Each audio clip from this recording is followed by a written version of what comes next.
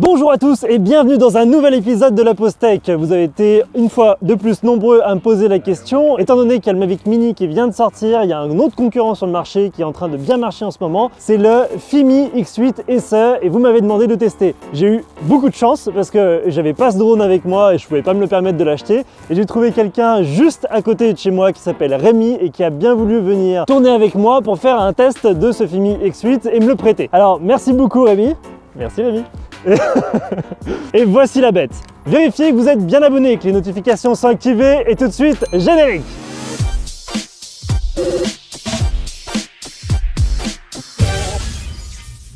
Le Fimi X8, le voilà, c'est un appareil qui est repliable comme les appareils de DJI maintenant, qui est un peu plus gros, comme vous pouvez le voir, il est assez conséquent en termes de taille par rapport à ce qu'on a l'habitude de voir sur les modèles autour de 400 €. Et donc si on fait le tour du propriétaire, on voit quoi? On voit une nacelle stabilisée sur 3 axes, pas de capteur à l'avant à l'arrière, mais des capteurs de stabilisation pour le sol. Ce sont des capteurs qui sont simples, qui ne sont pas doublés comme chez DJI par exemple. On verra dans la suite si ça a une incidence sur la stabilisation ou pas. Donc voilà, c'est un beau bébé. Et au niveau des spécifications, je regarde sur mon téléphone. Donc on a une caméra 4K qui va jusqu'à 30 images par seconde. On a un capteur qui fait 12 mégapixels, un temps de vol annoncé de 33 minutes. Bon, en vrai, les constructeurs annoncent toujours un peu plus, on va dire 30 minutes, 25-30 minutes. Une distance de vol de 5 km et une vitesse de 65 km/h. Le gros avantage qui est annoncé sur ce Fimi, c'est qu'il a des modes de vol intelligents, ce qui manque cruellement actuellement sur le Mavic Mini. Alors, on va voir si ces modes de vol intelligents sont efficaces et si ça vaut le coup. Brrr, mon Dieu, qu'il fait froid!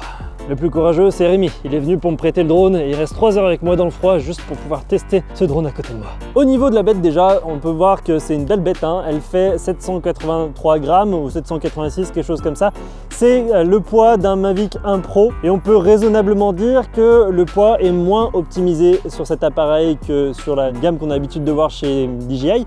Parce que lorsqu'on enlève la batterie, et bien finalement le poids est de 50-50 alors qu'on a l'habitude sur les drones d'avoir la batterie qui pèse beaucoup plus lourd que le drone en lui-même. Comme je t'ai dit tout à l'heure, il est pliable, donc voilà la taille qui fait replier. Ça rentre dans une sacoche, ça reste quand même très raisonnable. Avant de démarrer la bête, je voulais vous montrer la télécommande. Je la trouve géniale parce qu'en fait, c'est une télécommande qui s'ouvre comme ceci pour faire passer un téléphone portable. Et je trouve ça beaucoup plus pratique que ce qu'on peut voir d'habitude chez DJI avec les petits crochets qui se lèvent par-dessous. Du coup, ça évite d'endommager le téléphone. On peut le mettre avec ou sans coque de protection. On peut aller jusqu'à 20,6 cm. On peut, je pense, passer un iPad mini là-dedans. Et la prise en main est plutôt agréable. Je trouve que ça tient bien sur les côtés. Les boutons sont mis de manière stratégique. Globalement, c'est une très bonne télécommande. Allez, c'est parti, on décolle.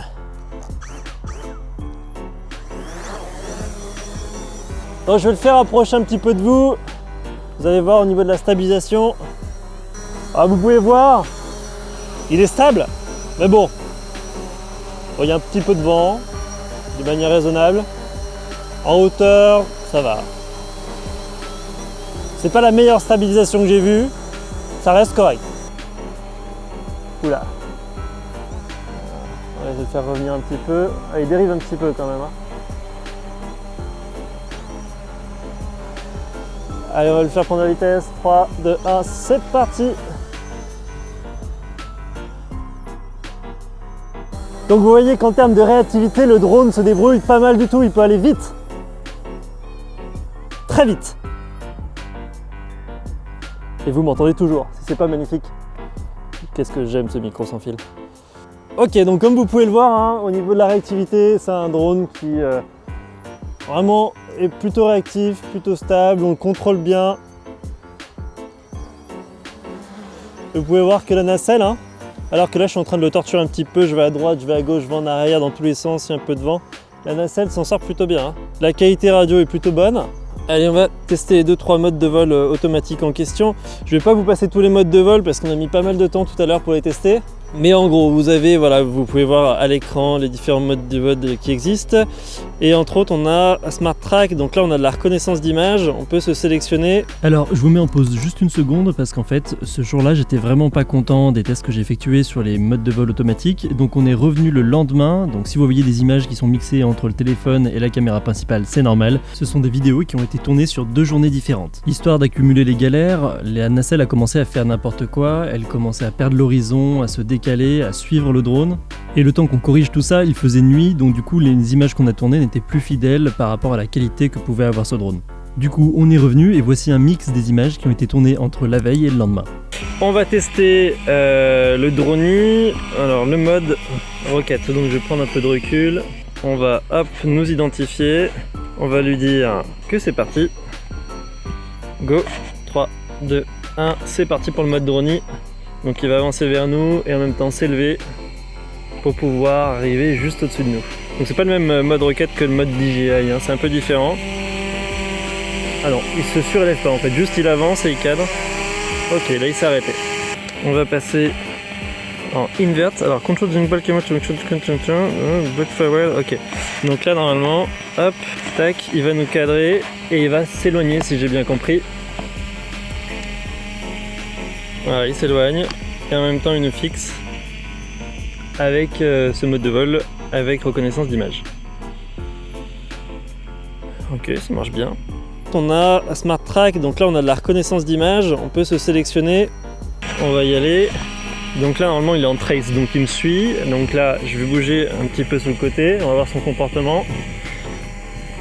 Ok, donc il s'oriente par rapport à moi, ça suit plutôt bien, c'est top ça. Ok, on va avancer vers le drone pour voir comment il se comporte. Est-ce qu'il recule? Non, il recule pas.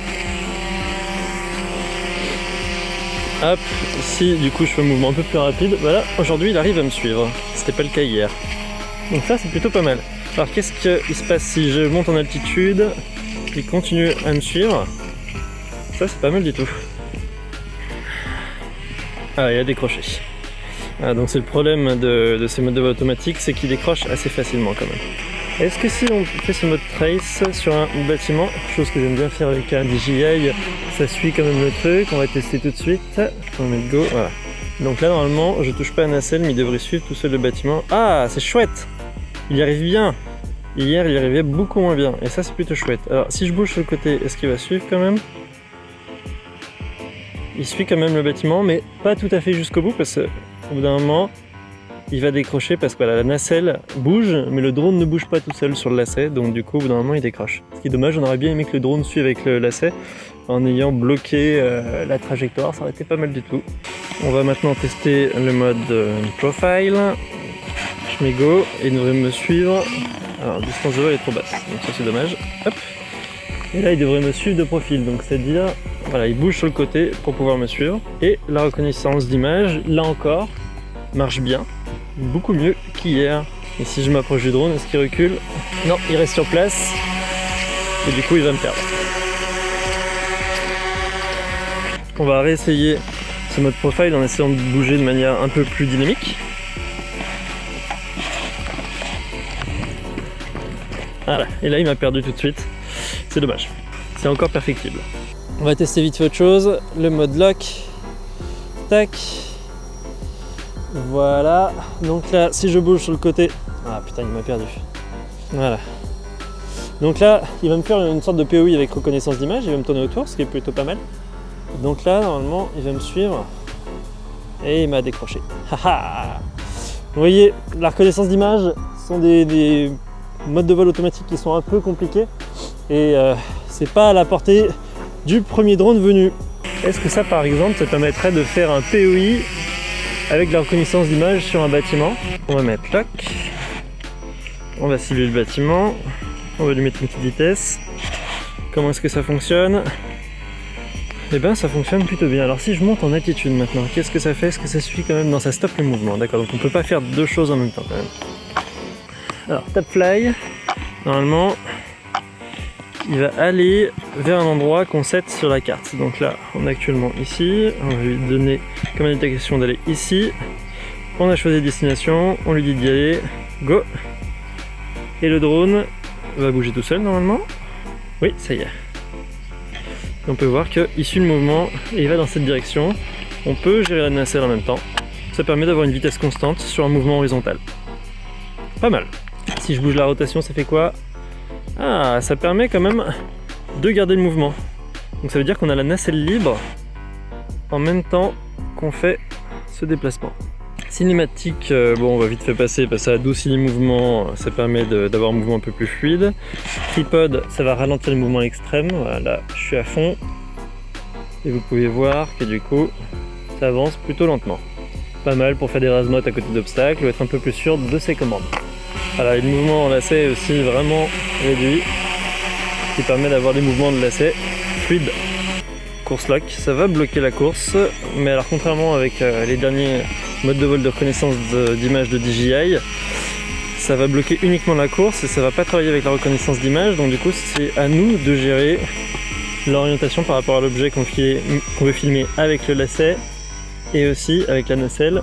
Si on prend l'attitude par exemple, voilà. Ouais, pas tout à fait facile. Ok, et donc voilà pour les différents modes de vol intelligents. En tout cas, ce qu'il faut retenir, c'est que il y a certains modes de vol automatique pour lesquels j'avais un espoir de me reposer pour créer des plans cinéma, entre autres avec la reconnaissance d'image, et ça ne serait pas le cas. Je suis pas autant à l'aise avec ces modes de vol qu'avec un DJI. Est-ce que c'est parce que je pilote du DJI depuis longtemps ou pas? Je vous laisserai juge. Allez, maintenant je vous mets quelques extraits vidéo pour que vous puissiez vous faire une idée de la qualité d'image.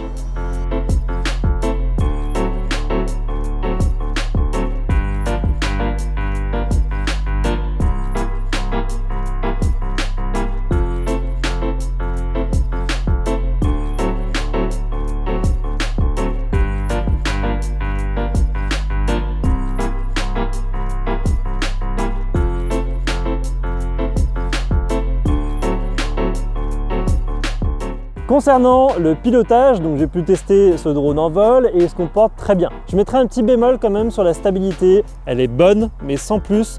Généralement, le drone avait tendance un petit peu à bouger, à monter, à descendre lorsqu'il était en stationnaire. Et du coup, c'est vrai qu'on a été habitué à mieux avec des capteurs qui étaient doublés sur le dessous sur la gamme de chez DJI par exemple. Au niveau de l'application, elle est très généreuse. On a beaucoup de paramètres, on peut quasiment tout paramétrer et on la prend assez facilement en main. Juste un petit bémol au niveau de la nacelle. On a dû la réinitier plusieurs fois parce que l'application nous disait qu'elle était trop froide. Là, il fait dans les alentours des 10 degrés, il y a un peu de vent, mais c'est vrai qu'on se retrouvait parfois en vol avec la nacelle qui était complètement décalée au niveau de l'horizon et du coup, c'était un peu gênant. Au niveau des modes de vol intelligents, et c'est surtout ça qui va être intéressant, pour tout vous dire, en fait, j'étais venu tester ce drone avec ma conclusion qui était déjà prête et j'allais encenser ce drone qui permettait d'avoir des modes de vol intelligents à 400 €. Mais en fait, en le testant, j'ai un peu revu ma copie parce qu'au niveau des modes de vol automatiques, on se retrouve au niveau de ce que faisait DJI il y a 3-4 ans et c'est vrai qu'ils sont pas foufous, ils sont pas aussi fiables que ce qu'on peut voir aujourd'hui sur les drones modernes. Au niveau maintenant de ce qui est peut-être le plus important, au niveau de la qualité d'image,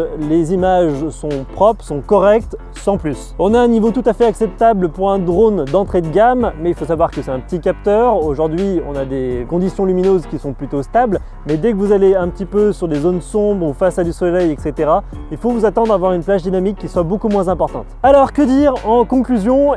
Ce Fimi est un bon modèle. Vous pouvez le trouver en promo sur Banggood à environ 360 € parfois, et ça les vaut. Je pense qu'au fur et à mesure des évolutions logicielles, il s'améliorera et c'est une marque qui peut-être va prendre de l'importance à l'avenir. La question qui vous brûle peut-être les lèvres, c'est est-ce qu'il faut plutôt acheter du coup un X8 ou un Mavic Mini? Ça, vous le saurez très bientôt. Je vous remercie d'avoir suivi cet épisode jusqu'au bout. Si vous voulez nous aider à en produire plus, vous pouvez regarder cette vidéo. Et je vous dis à très bientôt pour un nouvel épisode de la Pause Tech. Salut! Avec la main bleue, parce qu'il fait froid. Très froid. À bientôt. Alors la question qui vous brûle peut-être les lèvres. Je refais. En tout cas les miennes elles sont pas brûlées, hein. Il fait bien froid.